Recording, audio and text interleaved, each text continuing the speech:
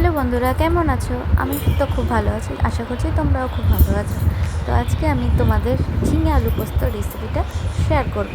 তো দেখো, প্রথমে আমি ঝিঙে আলুটাকে কেটে নিয়েছি। কেটে গ্যাসে কড়াই বসিয়ে দিয়েছি এবং তাতে দিয়ে দিয়েছি সর্ষের তেল। তো তেলটা গরম হয়ে গেলে আমি তাতে দিয়ে দেব কালো জিরে ফোড়ন। তো ফোড়নটা একটুখানি ভাজা হলে তারপরে আমি দিয়ে দেব ওর মধ্যে কেটে রাখা আলু। তো আলুটা দিয়ে আমি আলুটাকে ভালোভাবে নাড়িয়ে নেব, নাড়িয়ে একটুখানি ভেজে নেব।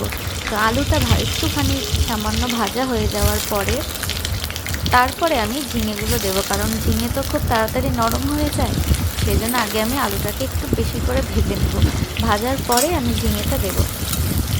তো দেখো, আমি এটাকে নাড়িয়ে নিচ্ছি কালো জিরে ফোড়ন দিয়ে। ভালোভাবে নাড়িয়ে নেওয়ার পরে একটুখানি ঢাকা দিয়ে দিলাম। তো সেটা আমি তুলতে ভুলে গেছি। তো এরপর আমি দিয়ে দেবো ঝিঙেটা।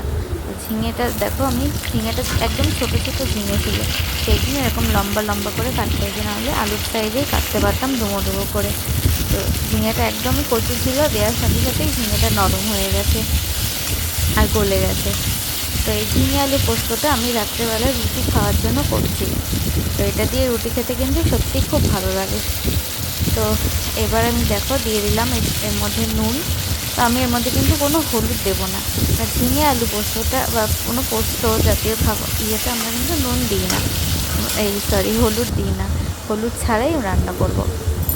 তো দেখো, আমি একটা মিক্সি নিয়ে নিয়েছি, মিক্সির বোল। সেখানে আমি প্রথমে দিয়ে দিলাম হচ্ছে পোস্ত আর একটুখানি দিয়ে দেবো সাথে লবণ দিয়ে এটাকে আমি শুকনো খোলায় আগে ঘুরিয়ে নেব, কারণ প্রথমে ডাইরেক্ট জল দিয়ে ঘুরলে পোস্তটা কিন্তু ভালোভাবে বাটা হয় না। তো দেখো, এটাকে আমি ঘুরিয়ে নিয়েছি, ঘুরিয়ে ভালো করে গুঁড়ো করে নিয়েছি। তারপরে আমি এর মধ্যে দিয়ে দেবো হচ্ছে দুটো কাঁচা লঙ্কা। তো আমরা কিন্তু খুব একটা ঝাল খাই না, তো সেই জন্য আমি দুটো লঙ্কাই দিলাম। তোমরা তোমাদের প্রয়োজন মতো লঙ্কা দেবে। তো দেখো, আমি এটাকে ভালো করে ঘুরিয়ে পোস্তটাকে ভালো করে বেটে নিয়েছি। এদিকে আমার ঝিঙে আর আলুটা ভালোভাবে সেদ্ধ হয়ে গেছে, ঝিঙে থেকে জলও ছেড়ে দিয়েছে। এরপর আমি দিয়ে দিলাম এখানে পোস্ত বাটাটা।